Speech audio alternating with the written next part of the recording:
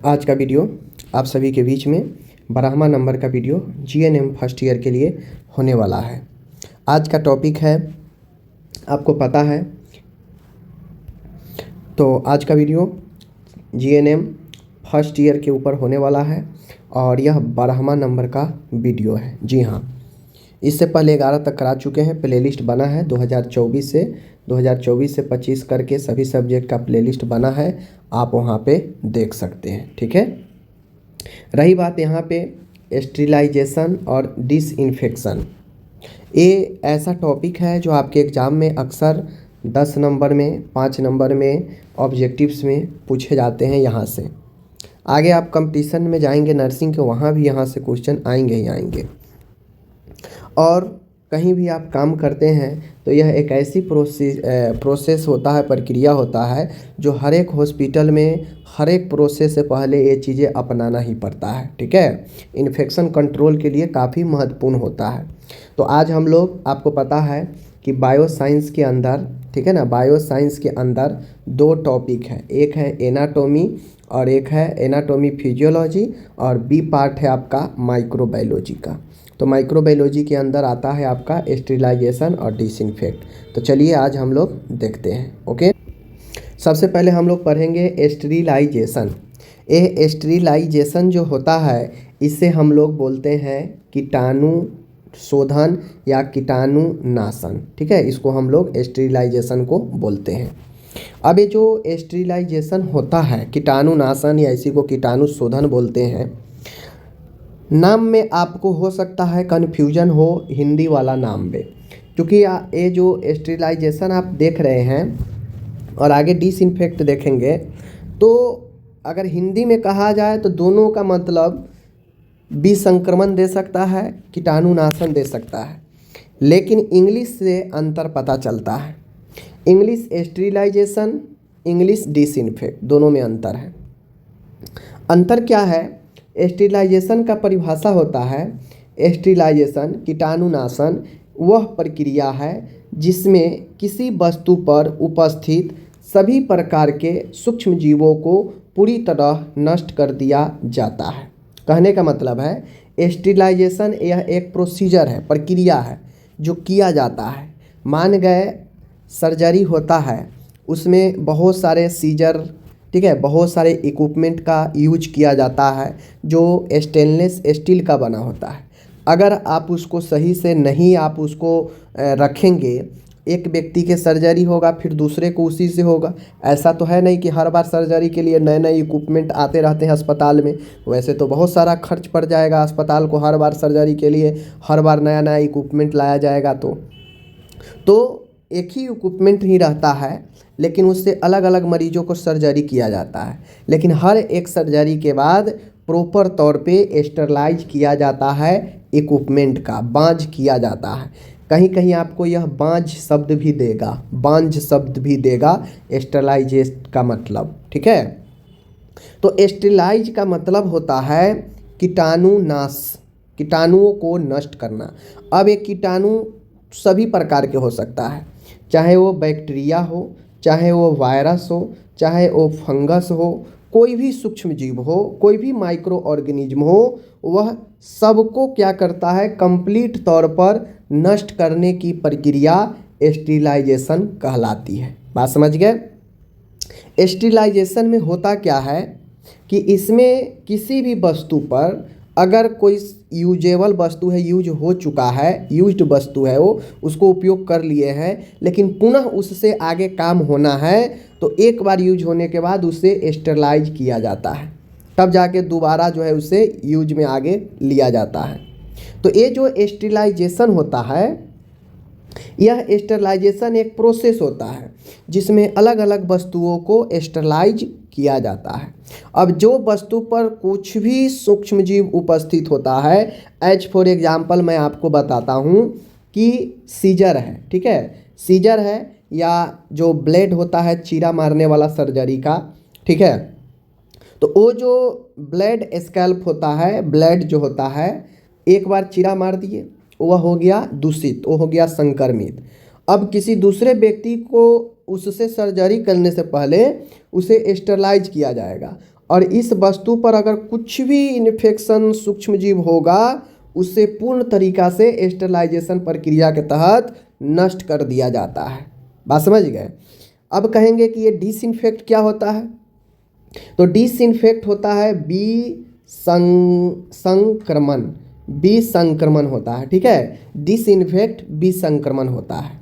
अब ये जो डिसइंफेक्ट जो विसंक्रमण है, तो ये डिसइंफेक्ट जो विसंक्रमण होता है, मैं आपको बता दूं, इसमें पूर्ण तरीका से किसी भी वस्तु पर अगर आप सफाई करते हैं, संक्रमण मुक्त करना चाहते हैं, तो वहाँ पे जड़ से समाप्त अगर आप विसंक्रमण प्रक्रिया को अपनाएंगे, डिसइंफेक्ट प्रक्रिया को अपनाएंगे, तो पूर्ण रूप से उस वस्तु को यह संक्रमण मुक्त नहीं करता है, जड़ से सूक्ष्म जीवों को नष्ट नहीं करता है, लेकिन ये स्टेरलाइज जड़ से समाप्त कर देता है। इसीलिए कोई भी सर्जिकल प्रोसेस होता है, बॉडी के अंदर अगर कुछ भी सामान को अगर भेजना हो, बॉडी के अंदर कोई प्रोसीजर करना हो, तो उससे पहले उस इक्विपमेंट को स्टेरलाइज किया जाता है, या वह इक्विपमेंट जो बॉडी के अंदर यूज हो रहा है वह पहले से स्टेरलाइज्ड रहता है। ठीक है, डिसइंफेक्ट का इस्तेमाल जो किया जाता है वह सिर्फ जो है सतह पर किया जाता है, क्योंकि यह कंप्लीट रूप से जो है आपको क्या करता है, संक्रमण मुक्त नहीं करता है। जैसे अगर किसी को इंजेक्शन लगाना हो, तो इंजेक्शन लगाना हो तो वहाँ पे हम क्या करते हैं, वहाँ पे उतना जहाँ पे इंजेक्शन जिस साइड पर लगाना हो थोड़ा सा क्लीन करते हैं कॉटन स्वैब से, और अब जो लिक्विड होता है उसमें आपका सैनिटाइज हो सकता है, कोई भी लिक्विड हो सकता है जो डिसइंफेक्ट कर सकता है, तो वह थोड़ा सा आपको सफाई कर देता है, कंप्लीट रूप से सफाई नहीं करता है। अगर कंप्लीट रूप से किसी वस्तु को संक्रमण मुक्त करना है तो हम स्टेरलाइज तकनीक का उपयोग करते हैं। बात समझ गए। चलिए आगे पढ़िएगा और समझ में आएगा। तो ये समझ गए। तो स्टेरिलाइजेशन एक ऐसी प्रक्रिया है जिसमें किसी भी वस्तु पर उपस्थित किसी भी प्रकार के सूक्ष्मजीव पूरी तरह से नष्ट कर दिया जाता है। अब इसमें कौन कौन से सूक्ष्मजीव शामिल हो सकता है, तो अभी मैंने बताया, बैक्टीरिया हो, वायरस हो, फंगस हो, प्रोटोजोआ हो, स्पोर सहित यानी जड़ से, ताकि फिर बाद में पनप न सके, इसलिए जड़ सहित नष्ट कर दिया जाता है इस स्टेरिलाइजेशन प्रोसेस में। ठीक है, यहाँ पे देख लीजिए, स्टेरिलाइजेशन के बाद वस्तु पूरी तरह जर्म फ्री हो जाती है। जर्म फ्री का मतलब होता है कीटाणु मुक्त हो जाता है। अगर हम किसी वस्तु को स्टेरिलाइज कर दिए तो वह मतलब है कि बिल्कुल उस पर कोई सूक्ष्मजीव उपस्थित नहीं होगा, वह एक फ्रेश होगा और उसे हम बॉडी के अंदर भेज सकते हैं, उसका उपयोग कर सकते हैं, जिससे किसी भी व्यक्ति को कोई इन्फेक्शन नहीं होगा। लेकिन डिसइंफेक्ट अगर हम कर दिए किसी चीज़ को और अगर वह बॉडी के अंदर भेजेंगे तो डिसइंफेक्ट में कंप्लीट रूप से इन्फेक्शन जो है सूक्ष्मजीव समाप्त नहीं होता है जड़ से। तो मतलब है कि अगर बॉडी के अंदर उस प्रक्रिया में हम उस वस्तु को भेजते हैं तो वह इन्फेक्शन उत्पन्न कर सकता है। बात समझ गए।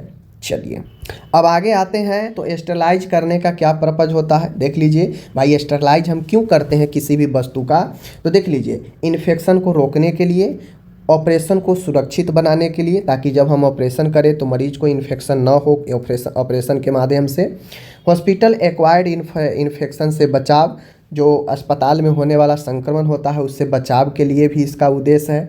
इसका उद्देश्य है जो भी सर्जिकल इक्विपमेंट होता है उसको सुरक्षित बनाना, ताकि हर एक यूज के बाद स्टेरलाइज कर दिया जाता है और वह जो है इक्विपमेंट फिर से यूज के लिए सुरक्षित हो जाता है, पेशेंट और नर्स की सुरक्षा के लिए। ठीक है, तो ये सब इसका उद्देश्य है, इन्फेक्शन से लेके हर एक सर्जिकल इक्विपमेंट तक सुरक्षित सेफ बनाने के लिए ये जो है स्टेरलाइजेशन काफ़ी महत्वपूर्ण होता है। ओके, आगे है यहाँ पे स्टेरलाइजेशन का जो सिद्धांत होता है, स्टेरलाइजेशन जो काम करता है, कैसे काम करता है, तो देख लीजिए, स्टेरलाइज जो होता है, जो भी सूक्ष्मजीव होता है उसका प्रोटीन को नष्ट कर देता है। ठीक है, जैसे आप स्टेरलाइज तकनीक का उपयोग करेंगे किसी भी इक्विपमेंट में, तो वह क्या करता है, उस इक्विपमेंट पर जो भी सूक्ष्मजीव होगा उस सूक्ष्मजीव के प्रोटीन को डिस्ट्रॉय कर देता है, नष्ट कर देता है। उससे अब जो सेल मेम्ब्रेन होता है, कोशिका झिल्ली, वह टूट जाती है, क्योंकि प्रोटीन से ही बना होता है सेल मेम्ब्रेन।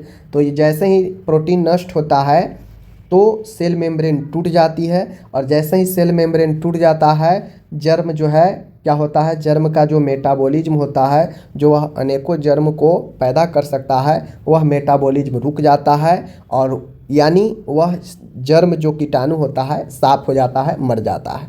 ठीक है, तो स्टेरलाइज क्या करता है, उस सूक्ष्मजीव को प्रोटीन को नष्ट करता है, जिससे सेल मेम्ब्रेन टूट जाती है, और जैसे ही सेल मेम्ब्रेन टूट जाती है मतलब जो कीटाणु है वह मर जाता है। ठीक है, और जिसमें सूक्ष्मजीव मर जाते हैं। ओके, अब यहाँ पे देखिए मेथड्स ऑफ स्टेरिलाइजेशन, जो निष्फलन है इसी को बांझ तकनीक भी बोलते हैं, इसी को कीटाणुनाशन भी बोलते हैं। इसके तकनीक, अब कितने तरीके से हम स्टेरलाइज कर सकते हैं किसी भी वस्तु का, तो किसी भी वस्तु को स्टेरलाइज करने के मुख्यतः दो तरीके हैं। एक तो है फिजिकल भौतिक मेथड होता है, और एक होता है केमिकल मेथड। ठीक है, एक केमिकल मेथड जिसमें रसायन का उपयोग किया जाता है, और एक होता है फिजिकल मेथड। इस चीज़ को ध्यान में रखिएगा। ओके, तो आपसे एग्जाम में पूछता है तो यही मेथड पूछेगा। ज़्यादातर जो मेथड पूछता है स्टेरलाइज का वह आपका केमिकल मेथड फिजिकल मेथड ही पूछेगा, क्योंकि फिजिकल मेथड में ही जो है ज़्यादा मेथड है, ज़्यादा विधि है जिससे स्टेरलाइज किया जा सकता है। समझ गए। अब फिजिकल मेथड के अंदर जो आता है वह आता है ड्राई हीट। ड्राई हीट का मतलब होता है शुष्क उष्मा, शुष्क गर्मी। ठीक है, ड्राई हीट का उपयोग किया जाता है, सूखी गर्मी का उपयोग किया जाता है, जिसमें सिर्फ और सिर्फ गर्म हवा निकलता है। वो शुष्क होता है, उसमें कोई नमी नहीं होता है, एकदम गर्म हवा का उपयोग किया जाता है। ठीक है, सूखी गर्मी द्वारा जो है बांझ किया जाता है किसी भी इक्विपमेंट का। सिद्धांत क्या है, तो सूखी गर्मी से जर्म की सेल वाल नष्ट हो जाती है और वे मर जाते हैं। नहीं होता है कि गर्मी में देखिएगा कि आप एकदम जब बहुत गर्मी पड़ने लगता है तो हवा भी जो आएगा गरम गरम हवा आता है। तो अभी ठंडी में ठंडी हवा है, लेकिन जैसे घोर गर्मी पड़ता है तो देखिएगा हवा भी एकदम गरम गरम, कोई नमी नहीं मिलेगा। तो उसी प्रकार से ड्राई हीट होता है, शुष्क उष्मा, जिसमें जो गर्मी होता है, उष्मा होता है, वह बिल्कुल एकदम सूखी तरह, सिर्फ उष्मा ही रहेगा उसमें, गर्म हवा की तरह। तो इसमें जो सूक्ष्म जीव होता है, जिस भी इक्विपमेंट में आप ड्राई हीट का इस्तेमाल करेंगे तो वह क्या करता है कि जो किसी भी वस्तु पर, किसी भी इक्विपमेंट पर जो सूक्ष्म जीव होगा, कीटाणु होगा, उसको नष्ट कर देता है गर्म हवा के माध्यम से। सेल वाल्व को, कोशिका के भित्ति को नष्ट करता है, जिससे वो मर जाता है सूक्ष्म जीव, और वह वस्तु कीटाणु नाश हो जाता है उस पर से। ठीक है, और वो स्टेरलाइज्ड हो जाता है। तो ड्राई हीट का पता आ गया। ठीक है, अब ये ड्राई हीट में अलग अलग इक्विपमेंट है जिसका इस्तेमाल किया जाता है। ठीक है, देखिए ड्राई हीट में अभी मैंने बताया ना कि शुष्क उष्मा निकलता है, तो उसमें पहला इक्विपमेंट होता है हॉट एयर ओवन। इसमें एक इक्विपमेंट होता है जिसमें जो हवा होता है, सिर्फ गर्म हवा जो है निकलता है, और उस इक्विपमेंट में टेम्परेचर इतना होता है। हम लोग जानते हैं कि 100 डिग्री सेंटीग्रेड पर पानी उबलने लगता है। पानी उबलने का मतलब है कि टेम्परेचर काफ़ी ज़्यादा 100 सेंटीग्रेड पर पहुंच चुका है, तो पानी उबलने लगता है घर में। जो घर में आप गैस पर कहीं भी पानी उबालते हैं तो 100 डिग्री टेम्परेचर जहाँ पानी को होता है उबलने लगता है। तो समझ लीजिए 100 से भी अधिक 160 से 70 सेंटीग्रेड टेम्परेचर होता है। एक इक्विपमेंट है हॉट एयर ओवन, उसमें पंखा लगा होता है और करंट होता है जो आग पैदा करता है, और वो पंखा नचता है और वह गर्म हवा निकालता है। ठीक है, इतना टेम्परेचर पर लगभग 1 से 2 घंटे तक किस किस उपकरण का यहाँ पे इस्तेमाल किया जाता है बांझ करने के लिए, देख लीजिए। जैसे ग्लास सिरिंज, जो सिरिंज होता है, जो ग्लास सिरिंज होता है, ठीक है, उसको टेस्ट ट्यूब, जो भी टेस्ट ट्यूब होता है उसको इसमें इस्तेमाल करते हैं। पेट्री डिशेज, मेटल इंस्ट्रूमेंट, धातु से बने हुए इंस्ट्रूमेंट, पाउडर, आयल, ग्रीज, इन सब का उपयोग जो है किया जाता है हॉट एयर ओवन के माध्यम से विसंक्रमण करने के लिए। ठीक है, आगे बढ़ते हैं। ये महत्वपूर्ण है, हॉट एयर ओवन का टेम्परेचर और टाइम जरूर याद रखिएगा। बाकी तो आपको पता ही है कि इसमें शुष्क उष्मा निकलता है, हवा निकलता है, जो किसी भी इक्विपमेंट के सूक्ष्म जीवों को नष्ट कर देगा। बात समझ गए।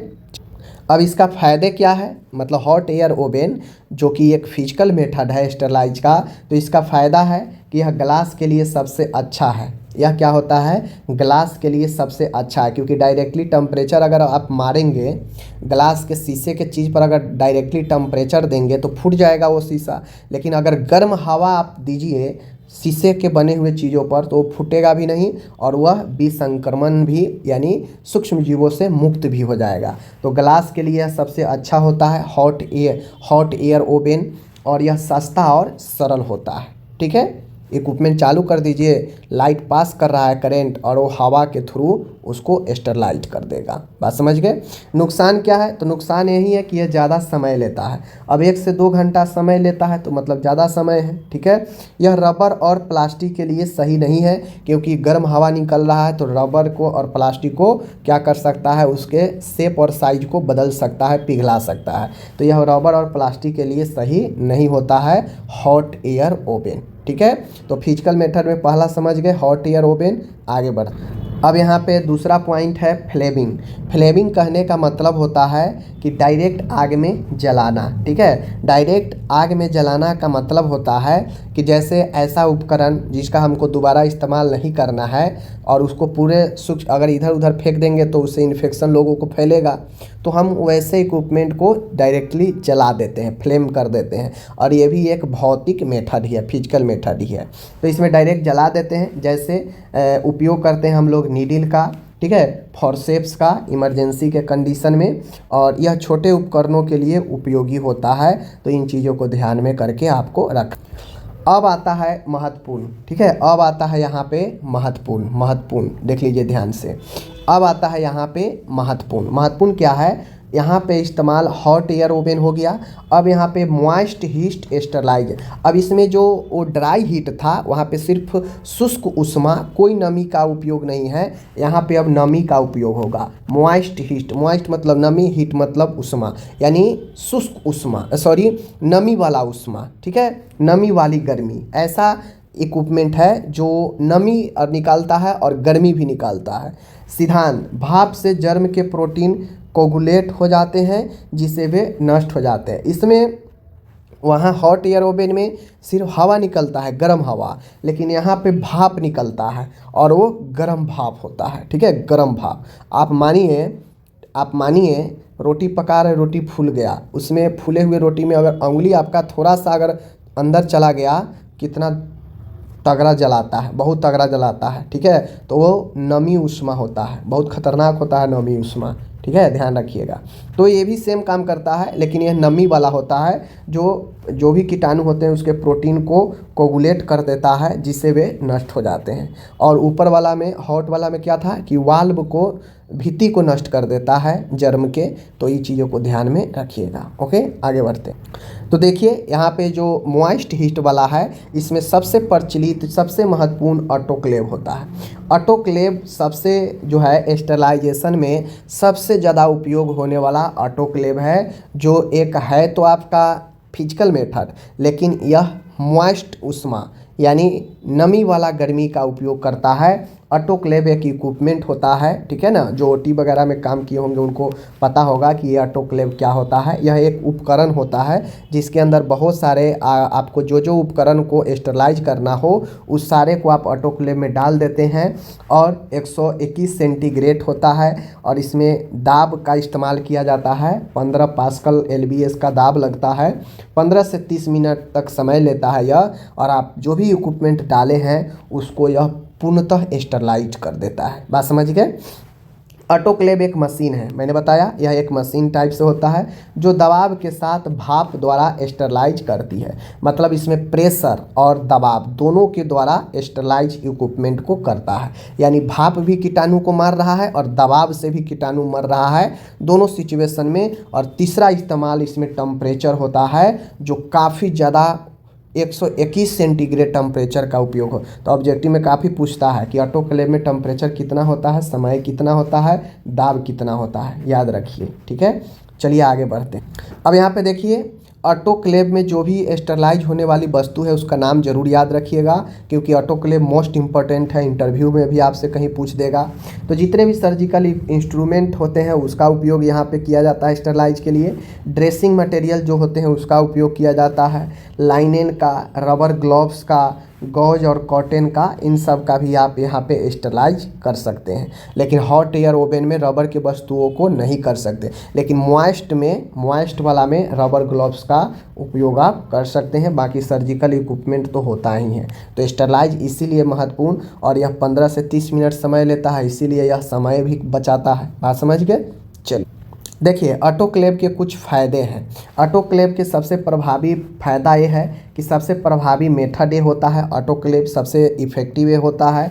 यह स्पोर भी नष्ट कर, यानी यह जड़ सहित नष्ट करता है। भाई ये जाहिर सी बात है, यह स्टरलाइजेशन की मीठी है, तो स्टरलाइजेशन में तो जानते ही यह जड़ सहित स्पोर सहित नष्ट करता है। तो ये भी इसका फ़ायदा है।